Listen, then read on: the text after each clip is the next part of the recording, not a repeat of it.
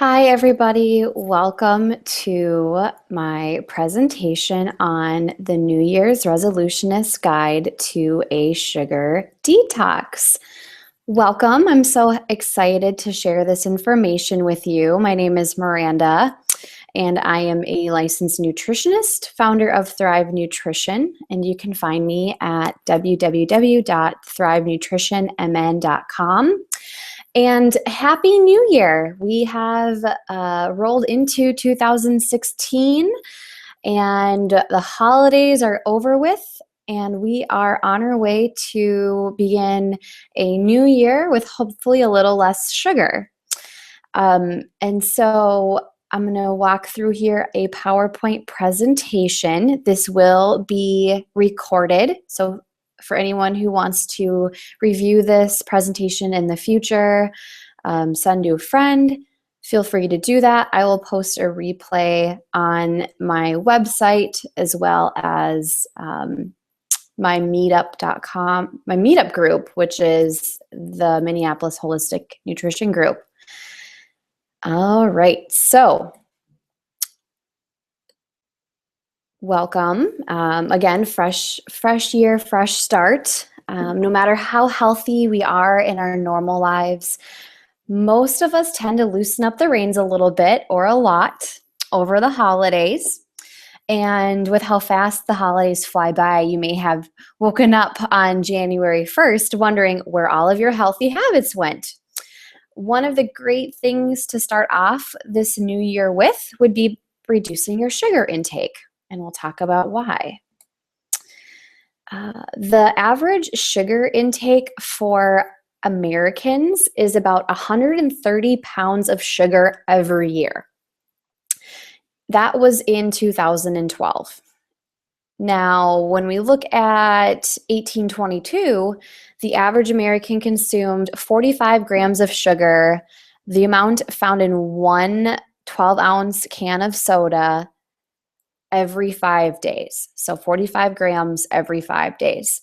In 2012, we consumed 765 grams of sugar every 5 days. That is a huge change, and not for the good.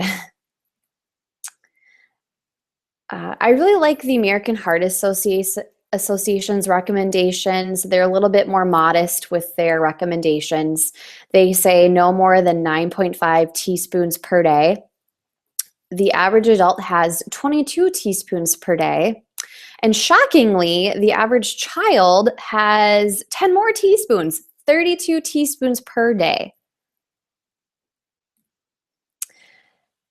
Then we have the holidays, which equals sugar overload. So we not only have our daily intake of sodas and hidden sugars found in ketchups and dressings, but then we add on Christmas cookies and holiday cakes, and we decorate our trees with candy canes. Candy is a stocking stuffer. We have extra treats at work and holiday parties. One thing I'd like to talk about today would be talking about what sugar does to our bodies, and specifically this slide and the next couple slides we'll talk about what sugar does to our brain. According to brain scans, sugar is as addictive, if not more addictive, as cocaine. And I want to make a note here too that sugar is similar to wheat flour, where it's has the same effects of your brain. How addictive is sugar? Well, the food industry definitely knows how addictive sugar is, and they capitalize on our susceptibility to sugar. Sugar can take over our taste buds and actually alter our brain chemistry. They know this, so they hire craving experts and psychologists to create this perfect bliss point of junk food to then convert us to heavy users, which then means we buy more of their product. And there is a bliss point, aka a bliss threshold, that they have spent a lot of money and research on to show, okay, what amount of sugar creates this high or this very pleasurable sensation. And there is actually a range of arousal, and they want to get you at that peak range here. And so they found it, like for sodas, for example, there's that range of bliss point. So you could, this, I'm throwing a random number out, but let's say it was 50 to 60 grams of sugar created this bliss point. Well, if they can create that same bliss point at 50 grams and at 60 grams, they'll put 50 grams in, because then they're saving money on product. They're not putting in that 60 grams. So they've got it all figured out. Okay, so I think we've all experienced this bliss point that I'm talking about. Sugar creates this bliss point. Also, eating salt and fat creates this sensation as well. And it's this concept of not too little or too much, but the just right amount of saltiness, sweetness, or richness. The reason we are so susceptible to this is part of evolution. We've evolved to favor foods delivering these specific tastes. The brain is geared towards reproduction and survival of the species, and we reward ourselves for those different sensations. And in particular, from an evolutionary standpoint, sugars weren't very common. Perhaps we'd get some honey or some berries, but overall, not very common. And biochemically, sugar is a really quick source of energy, which is what we would have needed back when we were foraging through the forest and using up a lot of energy. So we were rewarded for eating these high energy foods. And the brain rewards us by providing a jolt of endorphins. It then remembers what we did to get that reward and makes us want to do it over and over and over again. And this is all run by the neurotransmitter dopamine. It's interesting to note, too, that combinations of sugar, fat, and salt act synergistically and are more rewarding than any one alone. I thought I'd throw in here some additional addictive foods. In food product optimization, which is a term that is used in the food industry, the goal is to include 2 or 3 of these nutrients at their bliss point.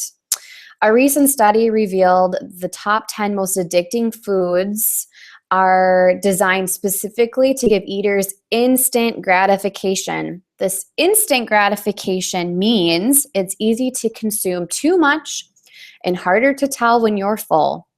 And of course, we have pizza, chocolate chips, cookies, ice cream, French fries, cheeseburgers, non-diet soda, cake, and cheese.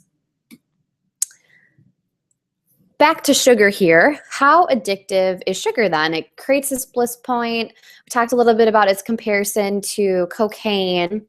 There was an interesting rat study that was done where it showed an astonishing 94% of rats who were allowed to choose mutually exclusively between sugar water and cocaine chose sugar.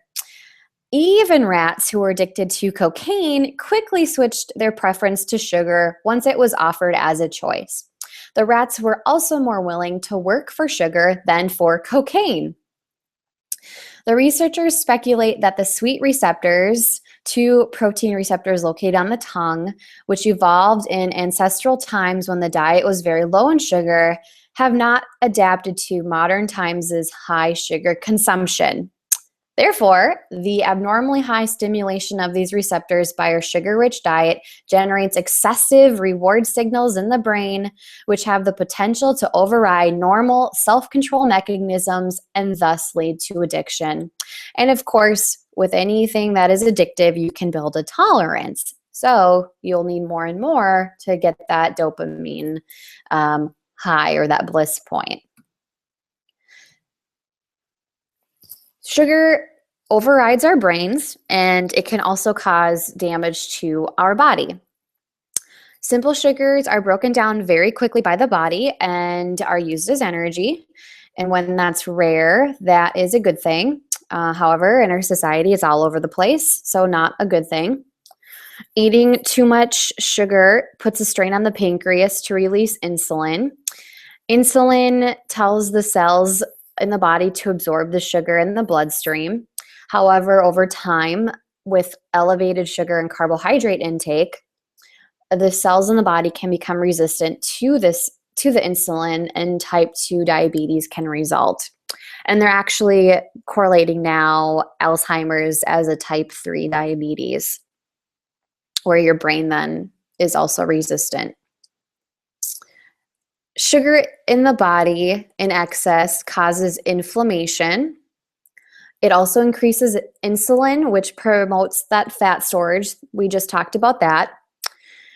And some other symptoms include tiredness, achiness, brain fog, anxiousness, and inability to lose weight. Sugar causes inflammation by causing advanced glycation end products, or AGEs. It's kind of a cool, a cool name because AGEs age you, essentially.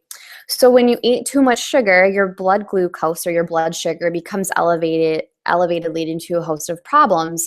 And what happens is the excess sugar in your bloodstream can react to the proteins and the fats in your body and damaging them, leading to the formation of these highly toxic AGEs. Now, it's important to note that AGEs are formed constantly in your body as part of your normal metabolism, and they do accumulate over time. But when there is extra glucose sugar available in your bloodstream, which is the case if you have diabetes or prediabetes, or elevated normal blood sugar levels where it's still normal but on the higher end, it significantly accelerates age formation. So, not a good thing. And one lab test you can do actually is, and it's typically a normal lab test, would be the A1C blood value, which is a marker of AGEs. The A1C examines how much blood sugar has attached to your blood cells, your red blood cells. And it's a snapshot of your sugar intake over the course of 3 months. Red blood cells regenerate every 3 months. And so once that sugar is attached to it, it doesn't come off. And that way you can see how much blood sugar has been in your blood and how much age formation you may be creating. When you think about diabetics, they typically can get neuropathy with unmanaged diabetes, and that is from the age formation that's being caused by high blood sugar levels. And neuropathy is nerve damage, essentially, and they also can be at risk for artery, kidney damage. The tiny blood vessels in their eyes can also be damaged, so they're at increased risk of blindness. And AGEs and sugar acts kind of like glass in your bloodstream, and therefore scraping and causing this damage to the arteries. AGEs also cause inflammation and oxidative stress. So when you're thinking about dietary carbohydrates, particularly simple sugars and starches with high glycemic indexes, they can increase levels of small, dense LDL, which contributes to the progression of atherosclerosis. One thing we'll talk about in our Big Fat Lie presentation coming up next month in February, I will get into more of that, where the cholesterol per se isn't really an issue with predicting your risk of heart disease, but rather it's the size of the cholesterol, particularly small, dense LDL are at risk for being oxidized faster, which makes them sticky, and they can also lodge themselves into your artery, in between the artery cell wall. And LDL increases The small LDL increases with increased carbohydrate and sugar intake. Inflammation is also the source of most diseases like Crohn's disease, arthritis, atherosclerosis, kidney disease, cancer, asthma, etc. So I know you're thinking, or maybe know somebody who uses artificial sweeteners as the option to still eat sweet things but not be affected, or so we're told by the makers of these chemicals. Artificial sweeteners are the most widely used food additives worldwide. They are also typically 200 to 400 times sweeter than sucrose or sugar, regular table sugar. Some artificial sweeteners fool the brain into thinking that an abnormally high amount of glucose has entered the bloodstream. And so the pancreas will react like you just had sugar. It secretes insulin. When the anticipated glucose/sugar is not delivered to the brain, hypoglycemia can result. And that basically means you have headaches, you feel depressed, you're weak, you have food cravings, you may experience anxiety, irritability, psychological disturbances, blurred vision, excessive sweating, mental confusion, inability to focus. And what does the brain do? It panics because it's expecting a fuel source to come in. And when it doesn't, it sends out food cravings. And this is really interesting because a lot of people who have artificial sweeteners don't want to gain weight. They're doing it for weight management. Yet, by having these things, your brain is actually sending out more food cravings. Artificial sweeteners have been shown to cause insulin resistance through changes in your gut bacteria. This is more recent research coming through. A lot of people have artificial sweeteners. They are considered safe by the FDA and are typically considered a good option because of their low calorie content. And thus, the conventional approach to artificial sweeteners is that because you're not having calories, your pancreas isn't secreting the insulin, and therefore insulin resistance is impossible. However, I've talked about in past presentations the importance of your gut bacteria. This is just another way of highlighting the importance of how changes in the gut bacteria can influence your overall health. And so some studies have demonstrated that these artificial sweeteners induce insulin resistance by causing negative changes to the beneficial gut bacteria. To recap from some previous presentations, the gut is inhabited by trillions of bacteria called our microbiome. The microbiome protects us against germs, breaks down food to release energy, and produces vitamins. It also helps boost up our immune system. It can communicate with our brain. So the psychiatric sphere is really interested in gut health and how it can actually reverse depression. All important things. However, these artificial sweeteners cause dysbiosis. They change the gut populations, and then these different bacteria communicate to our body, creating insulin resistance. So again, another negative. What you're trying to prevent with artificial sweeteners, you're actually causing. One of the most common artificial sweeteners is aspartame. And when it's broken down in your body, it's 40% aspartic acid, 50% phenylalanine, and 10% methanol. Methanol breaks down into formic acid and formaldehyde in the body. The EPA, Environmental Protection Agency, recommends no more than 7.8 milligrams per day of methanol. 1 cup of diet beverage contains about 18 milligrams, so over twice the recommended amount or limited amount. The symptoms of methanol toxicity include vision problems, headaches, dizziness, nausea, gastrointestinal disorders, weakness, behavioral changes, and memory loss.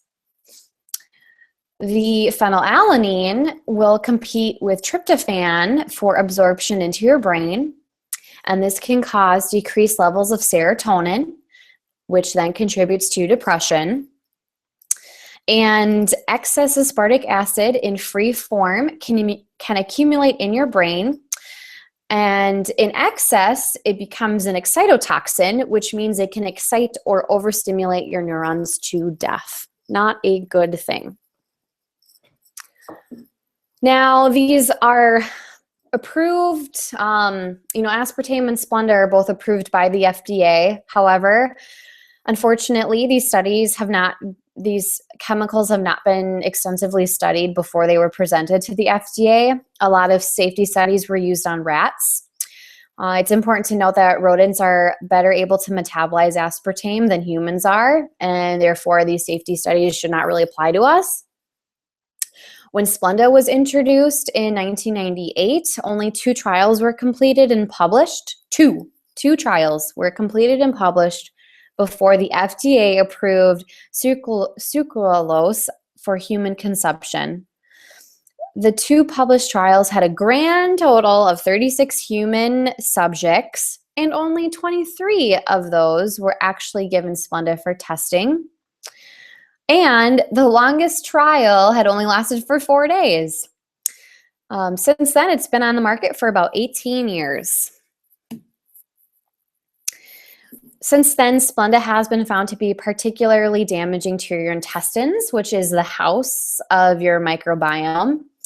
A study published in 2008 found that Splenda reduces the amount of beneficial bacteria in your intestines by 50%. It also increases the pH level of your intestines, and it affects the glycoproteins in your body that have a crucial health impact on your overall health, particularly if you're on certain medications like chemotherapy or treatments for AIDS and certain heart conditions. And then an unpublished study by an independent Italian laboratory found that the sweetener caused leukemia in mice. All right, so I wouldn't recommend artificial sweeteners as an option. Normal sugar I would see as a better option compared to artificial sweeteners. And like I recommended, or actually what I stated, the American Heart Association recommends men to limit added sugar to 36 grams or 9 teaspoons per day, and that women should limit their intake to 24 grams or 6 teaspoons each day. This amount is only looking at added sugars to processed foods, not sugars that are naturally occurring in foods such as fruit. And like I mentioned earlier, the average American consumes 21 teaspoons or 84 grams of sugar per day, far more than recommended. And in order to think about and visualize how much sugar / added sugar you're having in your favorite foods, you can take the grams of sugar and divide it by 4, and that yields the number of teaspoons of sugar you're taking in. And you might be surprised when you start doing that to find that sugar is everywhere. The Huffington Post outed several foods that are so high in sugar, you might as well be eating a candy bar. All of these have more sugar than a Twinkie. Your typical low-fat yogurt, tomato sauces, fat-free salad dressings, granola bars, granola muffins, and canned fruit. Whenever you see on a label it says low fat, think of then either artificial sweeteners or high sugar. And food companies do a really good job with deceiving people. They like to label their food as healthy because they know that people are seeking out healthy foods and therefore will spend money on these products. And like I mentioned, cereal, yogurt, granola bars are high in sugar. So together, these three things that you could have, one for breakfast, maybe the other two for a snack, all of these three things add up to 42 grams of sugar. And in 2013, General Mills, home in Minnesota here, spent $258 million in advertising these brands as healthy. But as of now, we can see that they are not. All right, so sugar's everywhere. Artificial sweeteners are a no-no. Coming off of the holidays with excessive sugar intake, how can we detox ourselves from this sugar and start 2016 on a fresh start? So I would highly recommend for the next year, but maybe just for January starting, drinking more water, eating whole foods, eating more fats, and possibly choosing natural sweeteners in moderation. Drinking more water is crucial. Most people I work with are not drinking enough water. And one of the most common mistakes made with sugar is the incorrect assumption that we are even hungry at all. A lot of people confuse hunger pains, or they confuse thirst as hunger pains, and therefore they will eat even though their body is trying to tell them that they're thirsty. And sugar cravings can also be sensed even though it's a thirst sensation. Most people should try to drink at least 1/2 of their body weight in ounces of water each day. Like I mentioned, very few people actually drink this much water consistently. And so I would encourage you, the next time you find yourself craving sweets, start with a big glass of water and see if that doesn't curb that craving completely. Additional benefits of increasing your water intake would be that you're helping your body flush away toxins. And I also recommend that people start their morning with anywhere from 8 to 16 ounces of water. And what that does is it helps your body eliminate the waste that your liver processed throughout the night before. Your liver is more metabolically active in cleaning house at night, and therefore you can flush all of that away in the morning with some water. Adding in some lemon, either slices of lemon or I believe a lemon essential oil, can also aid in additional detoxification. The next suggestion would be to eat more whole foods. And I mean more very seriously. Do not focus on eating less to be healthy. That's a bad way to approach healthy eating. Focus instead on eating as much healthy food as you can. Think about all the vegetables that you can eat throughout the day, high quality healthy fats, quality protein, and fruits, about 1 to 3 servings per day. So when you think about eating vegetables and cups, consider having anywhere from 5 to 9 cups per day. I mean, that's a lot of food when you think about it. So really focus on getting in as much as possible and really nourishing your body. Look forward to the opportunity to eat a bunch of food versus restricting your intake.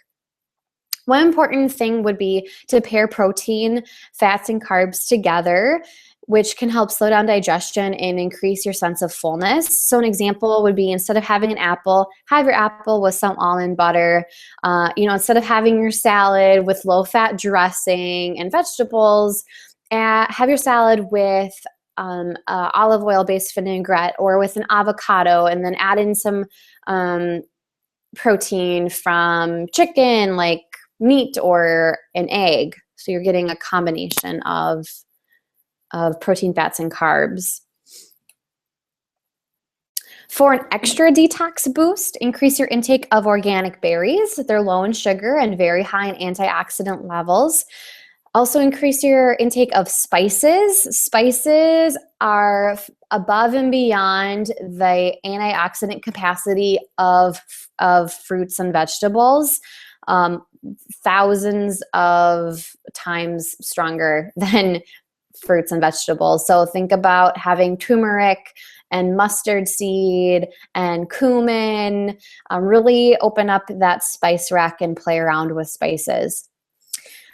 And some of the better vegetables for detoxifying are cruciferous vegetables.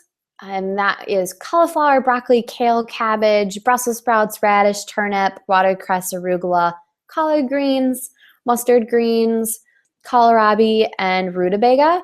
And they have a property called sulforaphane in them that activates your liver enzymes and can really help you detoxify from a variety of environmental toxins as well as endogenous toxins that you make through just normal metabolism. Incorporating probiotics is also crucial for detoxification. So looking at foods like kombucha, kefir, lacto-fermented foods, kimchi, and sauerkraut all can help your body detoxify from BPA, pesticides, heavy metals, and cancerous food preservatives, as well as just providing that microbiome with a continuous influx of healthy bacteria. So it can help replenish any bacteria that may be you may be losing in your gut. Okay, third point, eat more healthy fat. Yes, I mean it. Eat more fat. We are a fat-phobic nation, and it's based off of fraudulent science. Again, we'll be discussing this in the Big Fat Lie presentation next month. Your body needs fat. All of your cellular membranes are made of fat. Your brain is highly concentrated in fat and cholesterol. And when you eat fat, it does not increase your insulin levels like carbohydrates and sugar does. So again, when you have increased insulin, the role of insulin is to tell your body to store energy into fat cells. When you eat fat, this does not happen. So therefore, you can eat fat and not gain weight. And actually, when you eat more fat, your body's able to burn more fat for energy.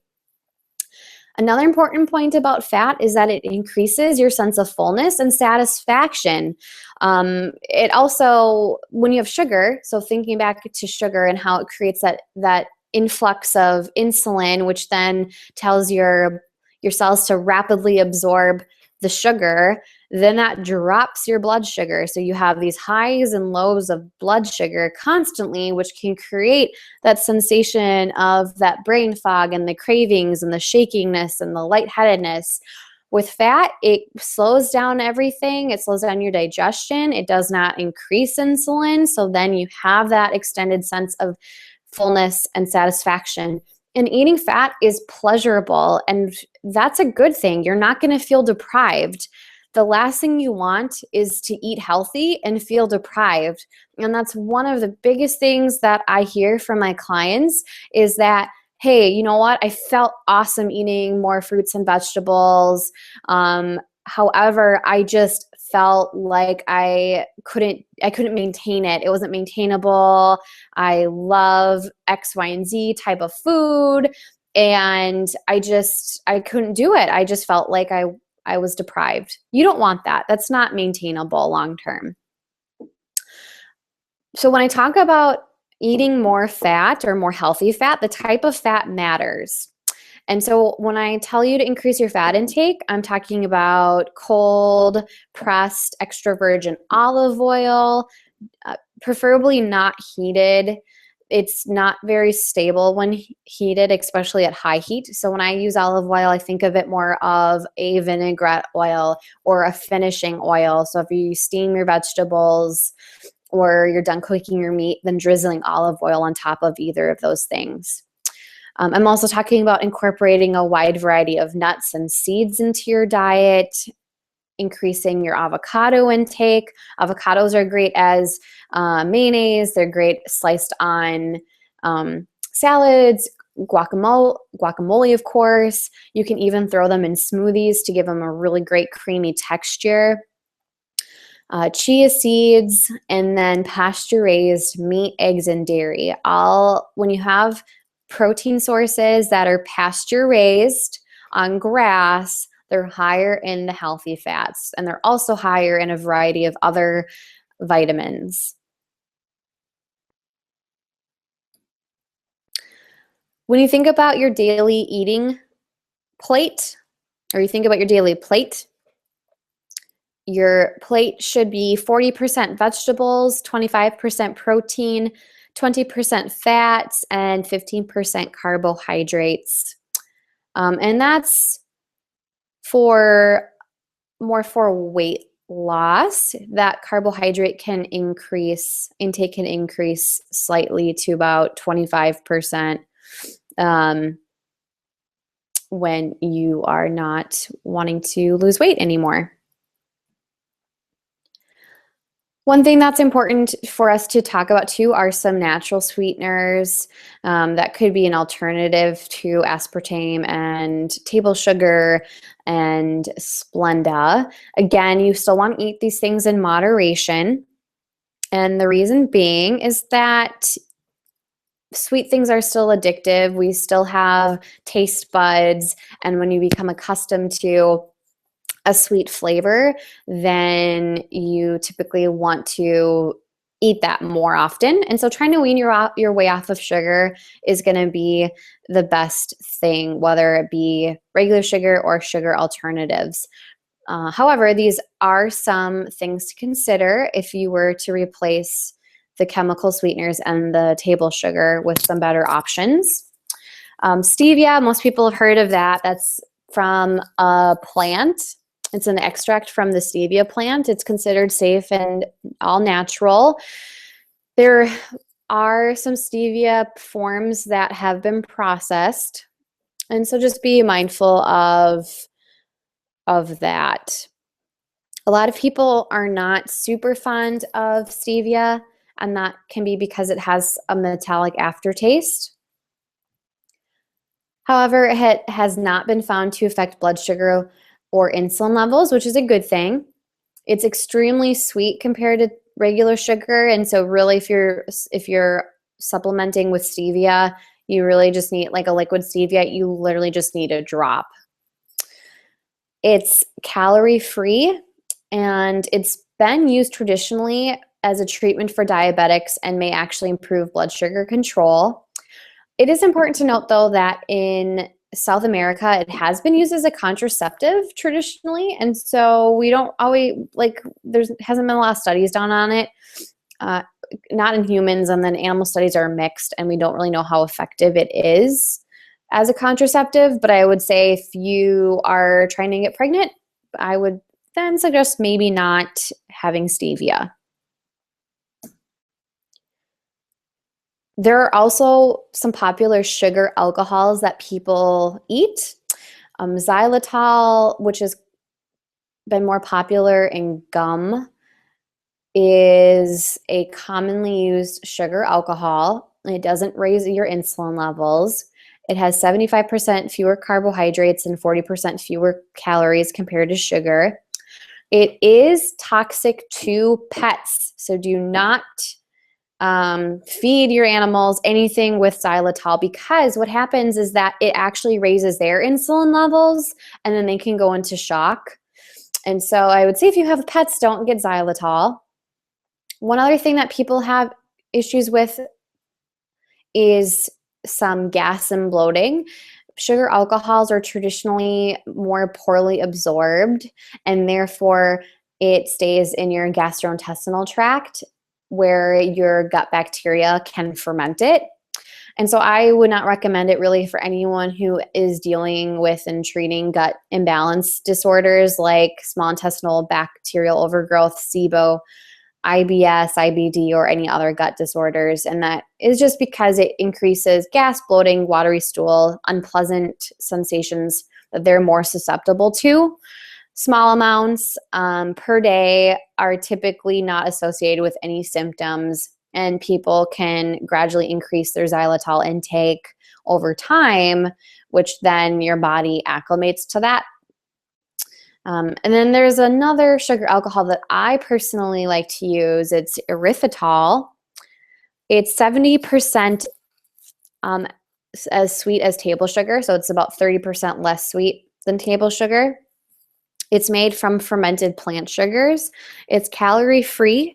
It does have a cooling effect on the mouth, and it also has not been found to affect blood sugar or insulin levels. It also does not cause digestive upset like other sugar alcohols, namely sorbitol and xylitol, because uniquely, it's mostly absorbed. 90% of it is absorbed in the small intestine and is excreted unchanged in the urine. Maple syrup, coconut sugar, and molasses, they are relatively similar composition-wise, and they all contain some minerals like calcium, zinc, iron, but not really enough to contribute to your daily mineral needs. So don't eat these things thinking that it's going to help, because again, it's still going to be a lot of sugar intake to get it to a higher mineral content level. With the exception of molasses, which is actually extremely nutrient dense. It contains 20% of the daily value of potassium, 10% of your daily value for calcium and B6, 15% daily value for iron, and 8% daily value of magnesium in just 1 tablespoon. So that could be something to put in your tea. Another good thing to put in your tea would be raw honey. Raw honey contains enzymes and other proteins, trace minerals, flavonoids, and polyphenols. There's a lot of increasing evidence that suggests that it can be beneficial for a number of health conditions. Therefore, honey is a functional food with those unique beneficial physiological effects.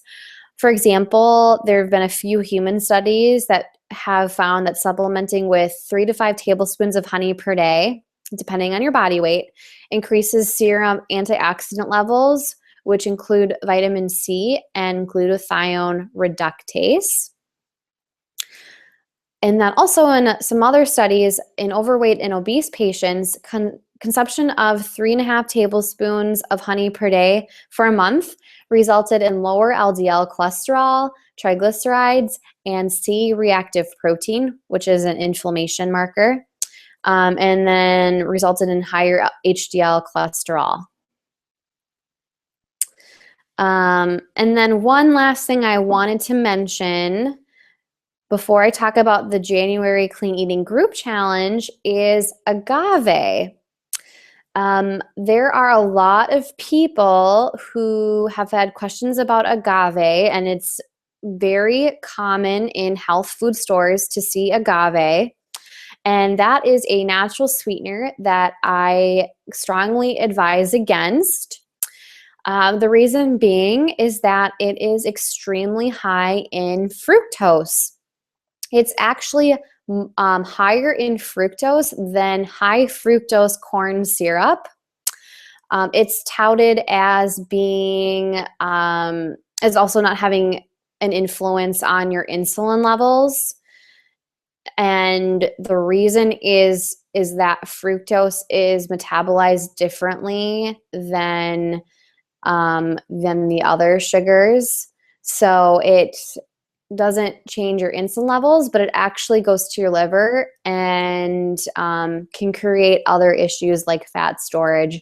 So I don't recommend agave nectar. Alrighty, so that was the presentation. Hopefully you learned some things. And if you're interested, I would encourage you to join the January Clean Eating Group Challenge. This is where we would take this presentation a step further. In the group, I will send out a food list to follow and recipe ideas to help you ease off of sugar throughout January. I'll also provide additional lifestyle tips to manage stress and to get better sleep. And the reason I chose to do a group challenge is that it's gonna be fun, and you have the support of others while you're going through these dietary changes. We'll have some great discussions, and hopefully we'll all meet some new friends. You'll also have an opportunity in this group to ask me additional questions, pick my brain a little bit, and therefore, hopefully, we can all learn from each other and be successful as we go through coming off of the holiday sugar.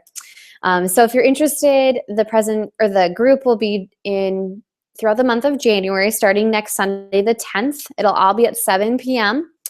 So we'll meet on the 10th, go over the food list, and then on the 17th and the 31st, we'll have a chance to meet up and discuss our journey and how things are going, how we're feeling, and we'll meet for about an hour.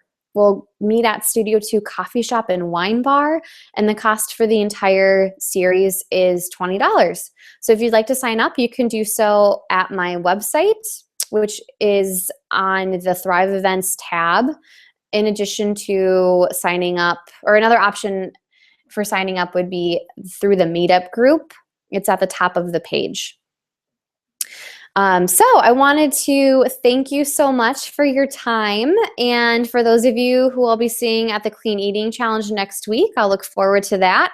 And then our next online presentation will be towards the end of this month. I will discuss how to eat healthy when you're traveling, either for a vacation or if you travel a lot for your job. So hopefully we'll see you then. Have a good day.